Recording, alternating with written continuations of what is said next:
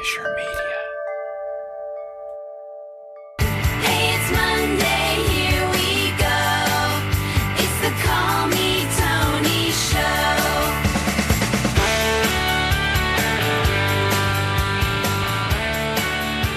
Hey guys, today is Monday, July 14th, 2025.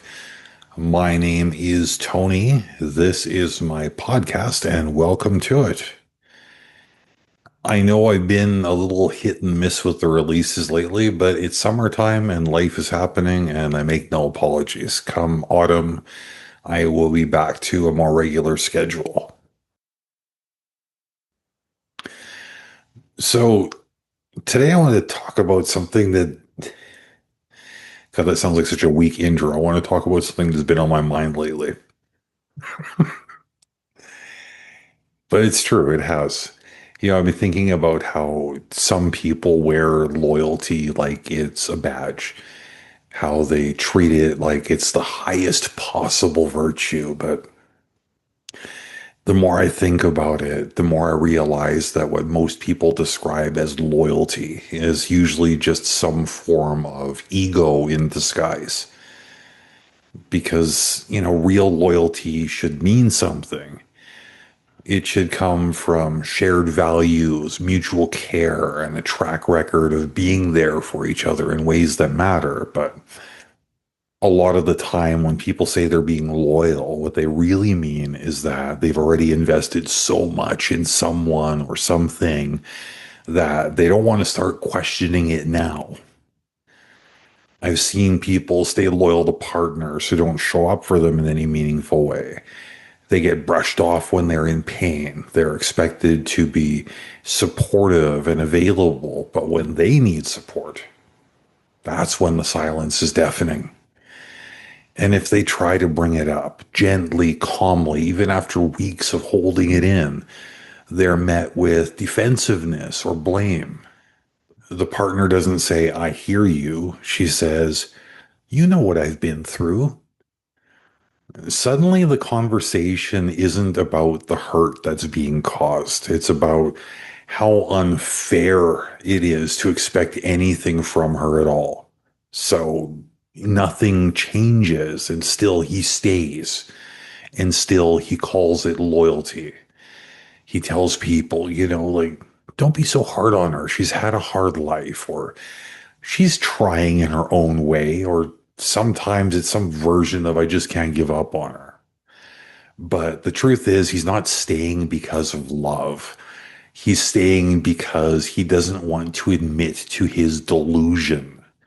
He's protecting the version of the relationship he wants to believe in, not the one he's actually living in. And when the cracks show, he covers them with philosophy. He talks about compassion, about being the bigger person, about not abandoning people who are struggling. And on the surface, all of that sounds virtuous, but when you look closely, it's not really grounded in reality. It's not about what's happening between them now. It's about protecting his own ego from the pain of saying, this isn't working. This is hurting me. And I've been making excuses for it for far too long. That's what ego does.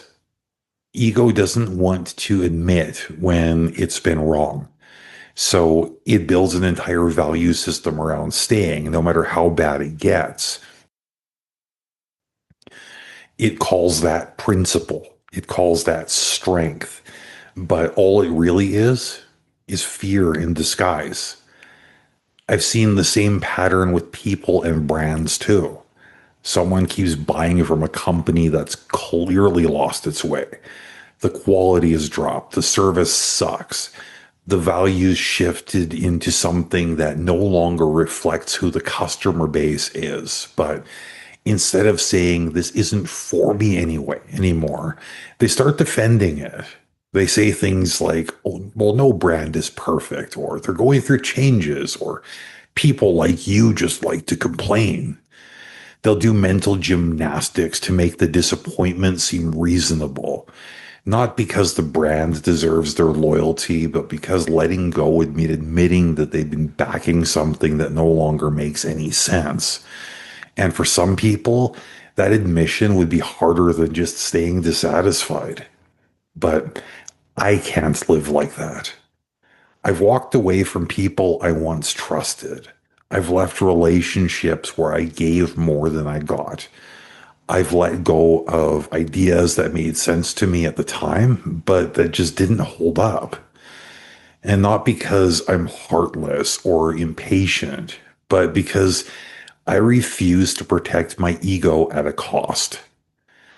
There's nothing noble about holding on to something that keeps letting you down, especially when the only reason you're holding on is because you don't want to look wrong. Real strength to me is being able to say, this meant something once, but it doesn't anymore.